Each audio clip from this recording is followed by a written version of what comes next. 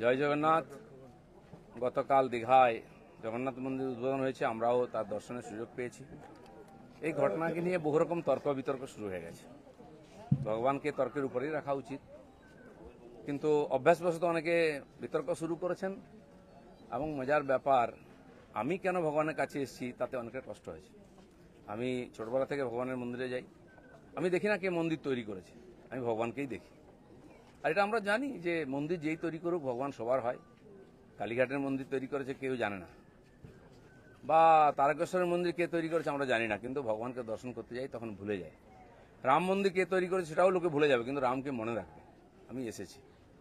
পশ্চিমবাংলায় সব কিছু তো রাজনীতি হয়, হয়েওছে, কিন্তু আমার খুব মজা লাগছে। আমার পার্টির কিছু লোক খুব কষ্ট পেয়েছে, যে পার্টির কর্মীরা কষ্ট পেয়েছেন, হতাশায় ভুগছেন, কেউ কেউ ভাবছে সুসাইড করবে কিনা। আমি বলছি বিজেপি করতে গেলে হতাশায় ভুগবেন না, চোখের জল ফেলবেন না, কারণ আমরা পার্টি দাঁড় করিয়েছি রক্ত দিয়ে আর ঘাম দিয়ে। যেন বিজেপির কর্মীরা পেছনে তাকায় না, ভয় পায় না, সন্দেহ করে না। যতদিন আমার মনের মধ্যে, আমাদের কর্মীদের মধ্যে সন্দেহ ছিল না, বিভেদ ছিল না, পার্টি এগিয়েছে। যেদিন থেকে এই ধরনের অপসংস্কৃতি ঢুকেছে তখন থেকে পার্টি পিছোচ্ছে।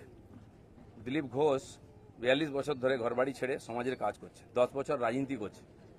দিলীপ ঘোষের দিকে আঙুল তোলার হিম্মত কারো নেই, না পক্ষে না বিপক্ষে। যে কোনো ধরনের আমি চ্যালেঞ্জ করছি। যাদেরকে আমি নিয়ে এসে নেতা বানিয়েছি, যারা বিজেপি দেশে করে খাচ্ছে, তাদেরই বেশি পেট ব্যথা হচ্ছে। যাদেরকে আমি নিয়ে এসে নেতা করেছি তারা খুব চিন্তিত ভবিষ্যৎ নিয়ে।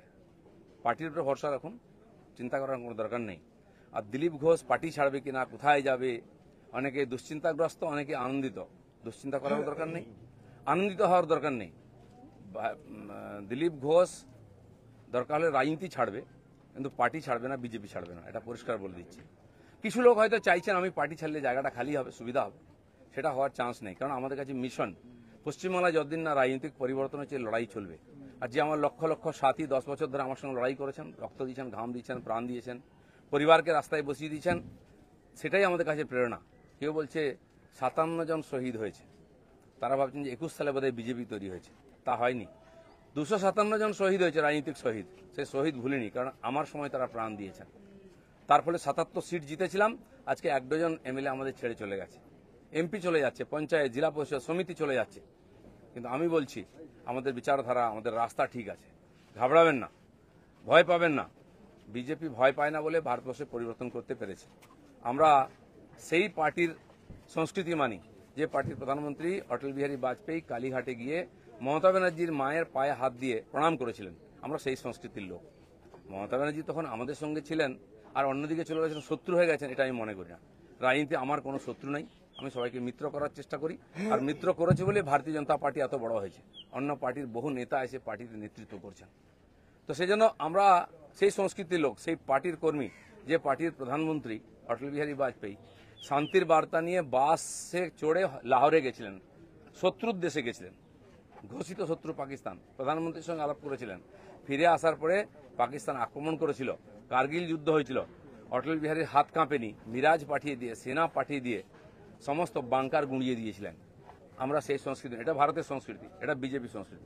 আমার প্রধানমন্ত্রী নরেন্দ্র মোদী, তিনি নওয়াজ শরীফের বাড়িতে বিয়েতে নেমন্ত্রণ রক্ষা করতে গেছিলেন, কোনো প্রোটোকল মানেননি, আশীর্বাদ করেছিলেন মেয়েকে। কিন্তু তারপরে পাঠানকোট হয়েছিল, পুলওয়ামা হয়েছিল, কিন্তু নরেন্দ্র মোদী সার্জিক্যাল স্ট্রাইক করতে, এয়ার স্ট্রাইক করতে পিছিয়ে যাননি, কারণ এটাই বিজেপি, এটাই ভারতীয় সংস্কৃতি। সেজন্য আমরা যেন আমাদের পরিচিতি না ভুলে যাই। আমার পাড়ায় বিয়ে হচ্ছে টিএমসি নেতার বাড়িতে, সে টিএমসি করে বলে তার বাড়িতে আমি বিয়েতে যাব না।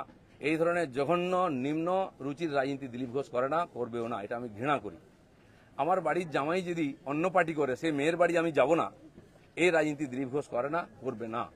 যারা করতে চাইছে এটাকে, বিজেপিকে এই অপসংস্কৃতি আনতে চাইছে, তারা বিজেপি জানে না, তারা বিজেপি জানে না, তারা দিলীপ ঘোষকে চেনে না, এর পিছনে কত ত্যাগ তপস্যা আছে জানে না। যারা 21 সালে এসছে, 20 সালে বিজেপিতে এসছে না, তারা বিজেপি বুঝতে পারবে না। কেউ কেউ আরএসএস দেখাচ্ছে, কেউ কেউ হিন্দুত্ব বোঝাচ্ছে। দিলীপ ঘোষকে হিন্দুত্ব বোঝাবেন না। আমার কাটলে গায়ে হিন্দুর রক্ত বেরোবে, বিজেপির রক্ত বেরোবে। বাকিদের গায়ে কি রক্ত আছে আমি জানি না, কারণ বহু জায়গায় ঘুরে এসছেন তারা।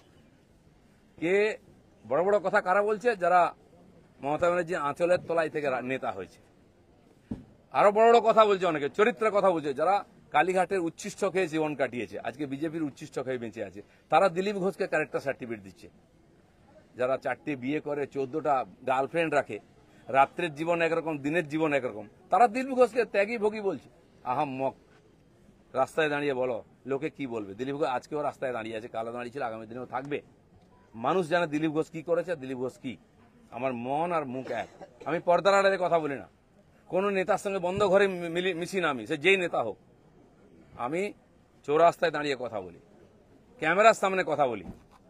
এটা দিলীপ ঘোষ, তাতে যদি কারো কষ্ট আমার কিছু করার নেই। দিলীপ ঘোষের মিশন ঠিক আছে, দিলীপ ঘোষ পাল্টাবে না, তার নীতি পাল্টাবে না। দিলীপ ঘোষ বাংলায় পাল্টাতে এসছে, অর্ধেকটা হয়ে গেছে।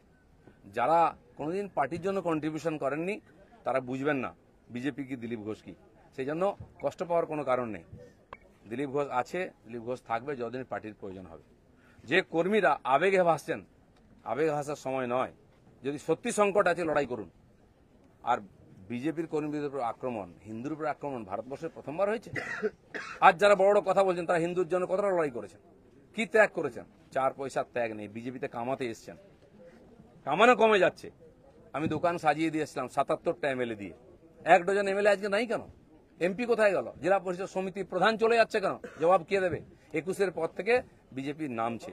19 সালে বিজেপি 41% ভোট পেয়েছিল, এবং আজ অনেক নেতা আমাদের পার্টিতে তার বিরুদ্ধে লড়াই করে আমরা পার্টিকে বাড়িয়েছিলাম। অনেকে প্রশ্ন করছেন, 41% ভোট আর 121টা বিধানসভায় আমরা লিড নিয়েছিলাম। 5 বছর পরে 24 সালের ইলেকশনে সেই ভোট 39% নেমেছে, আর 91টা বিধানসভায় আমরা লিড পেয়েছি। পার্টি এগোচ্ছে না পিছোচ্ছে? আমরা হার জিততে ভুলে গেছি 21 সালের পরে। প্রশ্ন করুন, পাবলিক প্রশ্ন করছে। দিলীপ ঘোষের এটাই প্রশ্ন আছে। যারা আমাকে প্রশ্ন করছেন আমি তাদের দিকে প্রশ্ন করছি। আপনারা তো নীতি শেখাচ্ছেন, রাজনীতি শেখাচ্ছেন, হিন্দুত্ব শেখাচ্ছেন, কি দিয়েছেন সমাজকে? কেন পার্টি নেমে গেছে? 250 লোকের প্রাণের বিনিময়ে যে পার্টি দাঁড় করিয়েছিলাম, সে পার্টি কোথায় আজকে? কেন হারছি আমরা? কেন লোকে চিৎকার করছে? আর এই দালালরা যেদিন থেকে পার্টিতে এসছে, বিজেপির গন্ধও চলে গেছে, বিজেপির স্বাদও চলে গেছে। লোক বিজেপির ভরসা করতে পারছে না। তাই ভরসা ফিরিয়ে আনার জন্য লড়াই করুন, নাটক করবেন না। রক্ত দিয়েছি আমরা, ঘাম দিয়েছি, তারপরে মানুষের বিশ্বাস জিতেছি, মানুষের আশীর্বাদ জিতেছি। দিলীপ ঘোষের তো লড়াই জারি আছে। আপনারা ঠিক করুন কে কোন পার্টি থেকে লড়াই করবেন। দিলীপ ঘোষ পার্টি পাল্টাতে আসেনি, পশ্চিমবাংলাকে পাল্টাতে এসেছে। ধন্যবাদ সবাইকে।